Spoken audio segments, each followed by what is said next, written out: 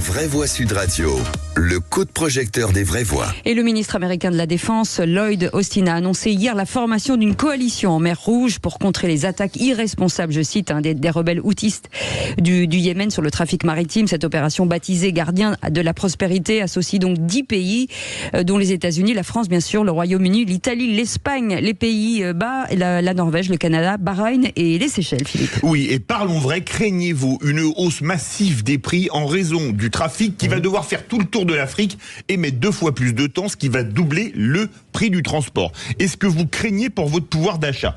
Est-ce qu'on est dans une impasse diplomatique? Est-ce que vous pensez que cette coalition peut arriver à remettre de l'ordre dans la mer Rouge, même si maintenant avec un drone on peut faire de très gros dégâts à un navire? Et à cette question, attaque des Houthis en mer Rouge, craignez-vous des conséquences pour les économies européennes? Vous dites oui à 60%. Et notre invité, Tigran Yegavian, qui est avec nous, membre du comité de rédaction de la revue Conflit et professeur à l'université de Schiller. Bonsoir, merci d'être en direct sur Sud Radio. Philippe Bilger, forcément, l'impact va être important. Alors d'abord, ma chère Cécile, et surtout je m'adresse à votre animateur conjoint, comment ai-je pu mettre en doute la pertinence d'une telle question ? Ce matin, comme un imbécile, les Houthis, je me suis dit dans quel album de Tintin on se trouve, et en fait ça ressemblait presque à de la piraterie internationale, mais le peu de connaissances que j'ai accumulées aujourd'hui montrent que c'est extrêmement sérieux, puisqu'il y a une coalition internationale, que l'Iran est derrière, qu'ils sont en train d'entraver très sérieusement ce commerce, puisque 80% du commerce mondial se fait par la voie maritime. Et 2 interrogations auxquelles notre invité répondra. Je suis frappé par l'importance malfaisante de l'Iran, tout de même, qui dispose de moyens considérables. Et deuxièmement, j'ai cru comprendre que la France, qui participe à la coalition mise en œuvre et souhaitée par les États-Unis, pourrait elle-même se trouver à court de munitions, si j'ose dire, rien que pour les drones. C'est des questions que je pose. Mais je suis assez frappé parce que c'est la première fois que j'entends quelque chose de sensé sur la mer Rouge, en fait. C'est la première fois que on voit une telle opération. On rappelle, mais notre invité le sait, que dans l'indifférence générale depuis 10 ans, la guerre au Yémen fait des milliers, des dizaines, des centaines de milliers de morts. On sait très bien que les 2 grands de la région s'affrontent pour le leadership, c'est-à-dire l'Iran et l'Arabie Saoudite. Et c'est la première fois que j'entends, c'est pour ça que je pensais une très grande information, que j'entends qu'une coalition va enfin vraiment décider de résoudre cela. Je vois bien le communiqué des Houthis qui a dit de toute façon nous allons continuer. Voilà, la mer Rouge, c'est 60% du trafic maritime passe bien sûr par ce canal, par le canal de Suez. Je vois des compagnies comme Evergreen. Ce matin, j'ai réagi parce que j'ai vu le communiqué d'Evergreen qui dit voilà, nous arrêtons aussi, et en plus de ça, compagnie pétrolière BP arrête aussi. Et nous, en plus de ça, nous refusons maintenant du fret israélien. Oui. C'est à double tiroir. C'est non seulement on ne va plus passer par ces eaux-là, et en plus de ça, on ne prend pas de fret israélien. Donc on a un sujet de géopolitique, et je suis assez rasséréné de voir que la coalition internationale s'en empare. C'est la première fois, mais peut-être je me trompe, hein, mais notre invité nous le dira. C'est la première fois de mémoire que je vois la coalition internationale, une coalition se tenter de résoudre ce sujet. On termine ce tour de table avec Jean Dorido. Oui, alors pour compléter ce que dit Françoise, oui, c'est un côté à la fois rassurant que la communauté internationale s'en empare, et en même temps, je trouve, et c'est la question que j'aimerais poser à notre invité, que ça a un côté très très angoissant, parce que là, ça veut dire quand même qu'il y a un niveau de tension vraiment extrême. Il y a aux USA des responsables politiques qui ont annoncé qu'ils envisageaient des frappes terrestres sur l'Iran si d'aventure l'Iran devait continuer d'armer effectivement ces rebelles houthis. Et typiquement, voilà, j'aimerais poser la question à notre invité, est-ce que l'Iran est en capacité, parce que les Houthis, ils ont des drones certes, ils ont des missiles de croisière, des missiles balistiques, ils ont vraiment comme un arsenal. Ils ont déjà touché des bateaux français, un peu dans le coup. Et est-ce que l'Iran est en capacité de suivre militairement si ça devait s'envenimer? Alors, ce qui est intéressant, Tigran Yegavian, avant de répondre à toutes les questions, c'est qu'on recontextualise pour ceux qui n'ont pas compris, en tout cas, ce conflit, qu'on réexplique ce qui s'est passé. Alors, en 3 mots, le Yémen, c'est un pays, c'est un peu l'Arabie, c'est l'Arabie heureuse à la base, mais elle n'a d'heureuse que le nom. C'est la seule république, c'est le seul régime républicain dans toute la péninsule Arabie où ce sont des monarchies. Et ce qu'il faut comprendre, que c'est un pays qui est complètement, en fait, martyrisé par une guerre civile interminable qui a commencé à l'aune des printemps arabes. Du coup, on se retrouve avec un pays extrêmement fragmenté en 3 zones. La zone du nord et de l'Ouest, contrôlé par les rebelles Houssis, mais qui est en fait une véritable État dans l'État, puisque les Houssis se comportent comme une armée régulière, yéménite, très nationaliste, extrêmement nationaliste arabe, extrêmement anti-sioniste, anti-israélien. Ce sont le fer de lance d'un certain discours extrêmement virulent en faveur de la cause palestinienne. Le reste du Yémen est contrôlé par les partisans légitimistes pro-saoudiens, et vous avez au sein des zones tenus par les légitimistes, des séparatistes sudistes qui réclament un détachement du Yémen en 2 zones, sans parler des agissements de Al-Qaïda dans la péninsule arabique, aussi dans le sud, qui pour le coup ont le dessus sur Daesh dans la péninsule arabique. Donc vous voyez bien l'imbroglio yéménite, un vice sécuritaire et un effet de vase communicant entre ce qui se passe à Hamas et ce qui se passe en Iran.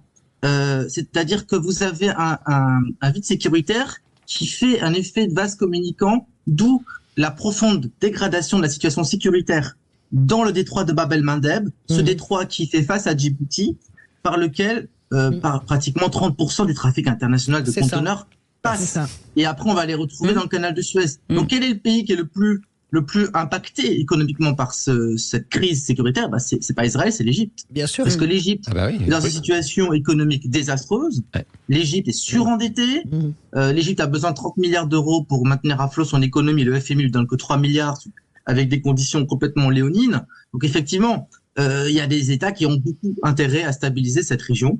Et vous avez à Djibouti 6 bases en face, une base chinoise, une base américaine, une base espagnole, française, italienne et japonaise. Donc effectivement, tous les acteurs qui comptent dans le commerce international des conteneurs sont extrêmement concernés par ce qui se passe. En fait, les grands armateurs ne pourront plus passer par la mer Rouge et devront faire des détours qui vont durer plusieurs jours, c'est ça? 3 semaines en fait, pour passer par... C'est 3 semaines de retard, donc ça sous-entend des coûts assez conséquents. Parce que les trajets rallongés, c'est plus de carburant, le commerce mondial va être affecté, mais c'est aussi plus d'impact sur les assurances.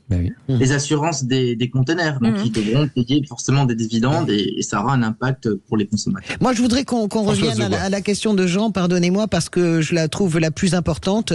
J'ai une réponse, mais je pense que la vôtre sur la question de l'Iran, est-ce que l'Iran est en capacité véritablement de mener cette guerre qu'elle mène à travers ses proxys, ce qu'on appelle les proxys, c'est-à-dire le Hezbollah au Liban, c'est-à-dire le Hamas à Gaza, avec dans une moindre mesure, et puis les Houthis. Est-ce que, objectivement, moi je ne le crois pas, est-ce que, objectivement, l'Iran, selon vous, a une capacité de puissance militaire qui est égale à la menace qu'elle entend proférer dans la région? Moi je ne crois pas, mais dites-moi votre réponse. J'ajoute un mot à la question de Françoise Degois. Est-ce que l'Iran pourrait faire la même action sur le détroit d'Ormuz, de l'autre côté, où passe une très grande partie du pétrole mondial? Oui.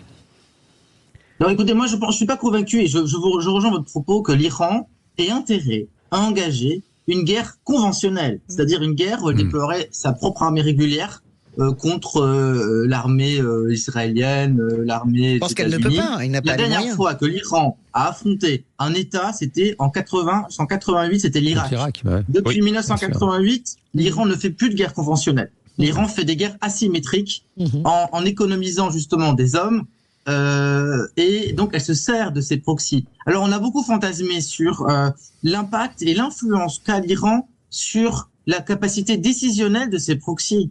On pense que le Hamas palestinien, le djihad islamique palestinien, qui sont alliés de l'Iran, même le Hezbollah libanais, ils obéissent à la lettre à Téhéran, il suffit d'appuyer sur le bouton. Les acteurs locaux ont leur propre rationalité, ont leur propre marge de manœuvre. Je suis d'accord. Mais ce qui est évident, c'est que l'Iran tire les marrons du feu de ce qui se passe à Gaza, et elle utilise, et elle a récupéré, elle endosse le rôle de champion de la cause palestinienne, qu'elle instrumentalise certainement. Oui, mais il y a un vrai combat, parce qu'il y a évidemment Erdogan qui veut en remporter ce championnat. L'Arabie Saoudite ne s'en mêle pas. Il y a également l'Égypte qui